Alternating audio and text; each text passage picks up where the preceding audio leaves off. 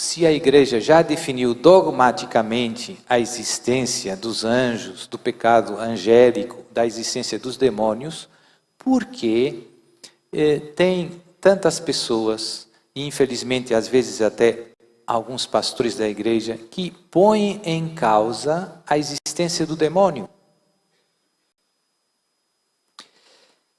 E a resposta a essa pergunta é porque no século XX, e também um pouco antes, começaram entrando na teologia, e depois mais tarde na formação dos seminários, algumas interpretações da Escritura, digamos que assim, menos fiéis a esse dado. Alguns teólogos, alguns exegetas começaram dizendo que anjo, no fundo, não é uma entidade metafisicamente existente. É só um gênero literário, é um modo de dizer que Deus está próximo. Segundo esses autores, quando o anjo Gabriel vem falar com Maria, no fundo não é um ser pessoal, é Deus que no fundo se manifesta na história com essa imagem para se adaptar à nossa condição humana. Esses autores, eu não estou dizendo que concordo, hein? Na perspectiva desses autores, podíamos dizer, ou o anjo Gabriel podia dizer, não temas Maria, eu sou apenas uma figura de estilo. Então, quem são esses autores? São vários, mas tem alguns que ficaram mais famosos, seja pela sua, digamos assim, pela sua inteligência, pela sua competência, e tiveram mais difusão do ponto de vista histórico. Um dos principais, os padres já ouviram falar, os leigos menos, se chama Rudolf Bultmann, um teólogo de tradição luterana, não era católico, que consagrou a sua vida aos estudos bíblicos. E ele tinha muita competência, digamos assim, humana em ciências como a filologia, a arqueologia e também a teologia e as escrituras. Um homem sábio no sentido que conhecia muita coisa e inteligente e que escrevia bem. Vejam, né? Uma combinação que pode fazer muito bem se for usada de acordo com a fé, que pode fazer muito mal se for usada contra a fé. E eu cito uma frase dele que já vai dar um pouco luz sobre como chegamos ao que vemos hoje. Por que tanta gente põe em causa a existência do demônio e a sua ação no mundo? Por que tanta gente relê o texto das Escrituras com, digamos assim, com alguns preconceitos interpretativos? E então cito, diz Bultmann morreu em 76, para nos centrarmos temporalmente, ou seja, não foi há tanto tempo atrás. E, portanto, os seus escritos ainda estão circulando, ainda se imprimem, os seus livros se vendem. Aspas, a fé acerca da existência dos espíritos e dos demônios está liquidada pelo conhecimento das forças e das leis da natureza.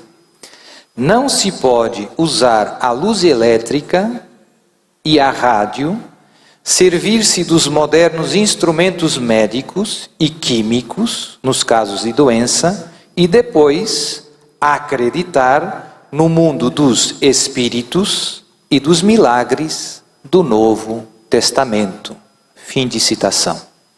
Deu para perceber? A ideia de Bultmann é, hoje, os progressos das ciências e da técnica nos explicam a realidade.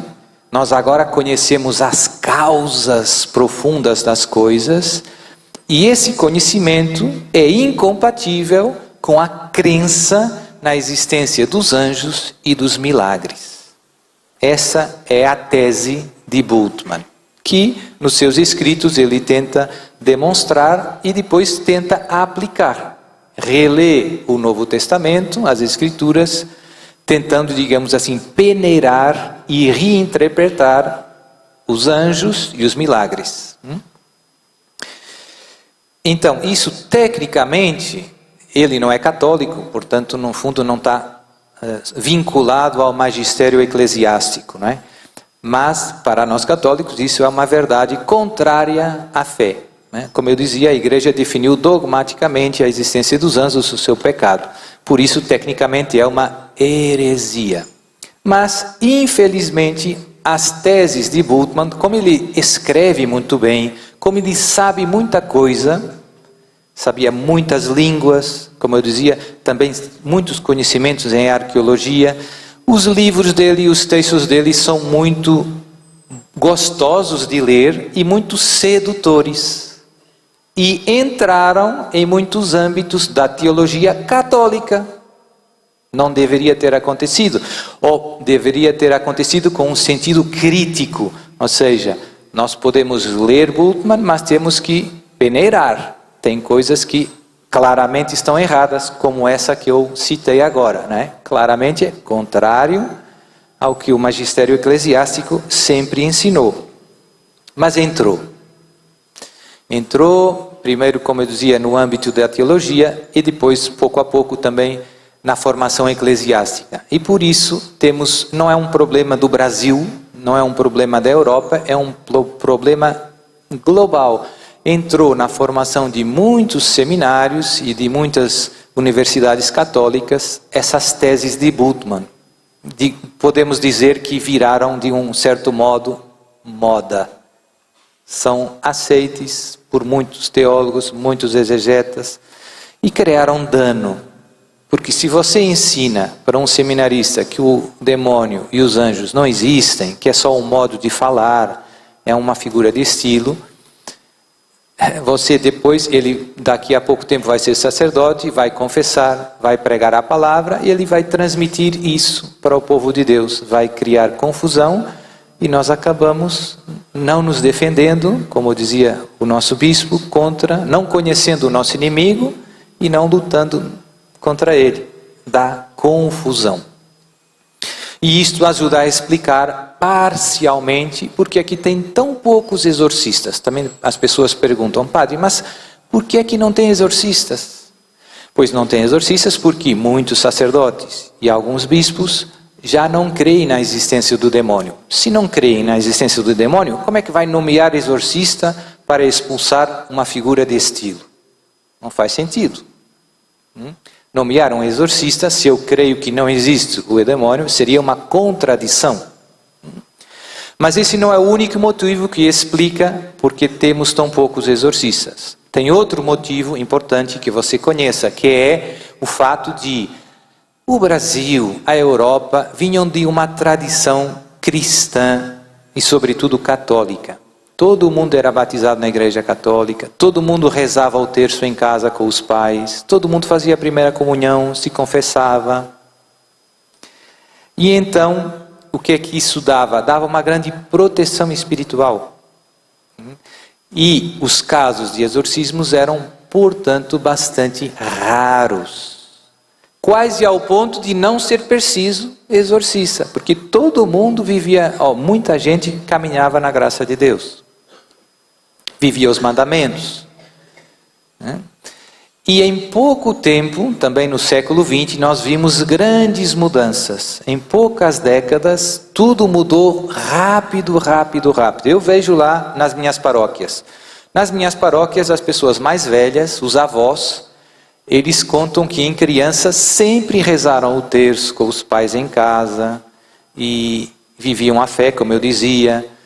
Todo mundo fez o crisma, caminhava, todo mundo ia na missa ao domingo e eles continuam caminhando na fé e têm fé. Mas os filhos deles, que agora têm a geração, digamos, dos 40, 60, eles já foram perdendo essa vida na graça. Muitos deles já foram trabalhar nas cidades. Lá em Portugal, muitos foram para o centro da Europa, países como Suíça, Alemanha, França. E depois vêm nas férias à paróquia. E o que aconteceu? Eles acabaram deixando a missa dominical. etc, etc, etc, etc. Tem algumas tradições religiosas, dizem que são católicos com, digamos assim, a gente percebe que é com gosto, eles têm gosto em ser católicos, mas não vivem a fé. E os filhos deles, a geração dos jovens e das crianças, os netos, esses já riem da fé dos avós e desprezam as tradições dos pais. Esses já são uma geração, digamos assim, que foi catequizada pelo mundo. Esses já são verdadeiros pagãos. Então, em 3 gerações, como eu digo, eu vejo isso nas minhas paróquias, como mudou tudo tão rápido. E isso fez surgir um novo problema pastoral, que é quando, no fundo, a gente deixa de acreditar na palavra de Jesus, no poder de Jesus, nos sacramentos que Jesus nos deixou para a luta na nossa vida, e surgem os problemas da vida, o que acontece? Você acaba se agarrando a outras ofertas de salvação. Você acaba procurando luz, você acaba procurando conhecimento sobre o que está acontecendo na sua vida, não na palavra de Deus, mas nas cartas, nos búzios. Quando você tem um problema de saúde, ou tem um problema familiar, um problema no matrimônio, já não procura a bênção de Deus, mas procura o curandeiro que faz lá um trabalho para restaurar o matrimônio. Você está procurando coisas boas, mas está pedindo ajuda às pessoas erradas. E isso acontece por um motivo simples, porque você perdeu a sua confiança em Jesus.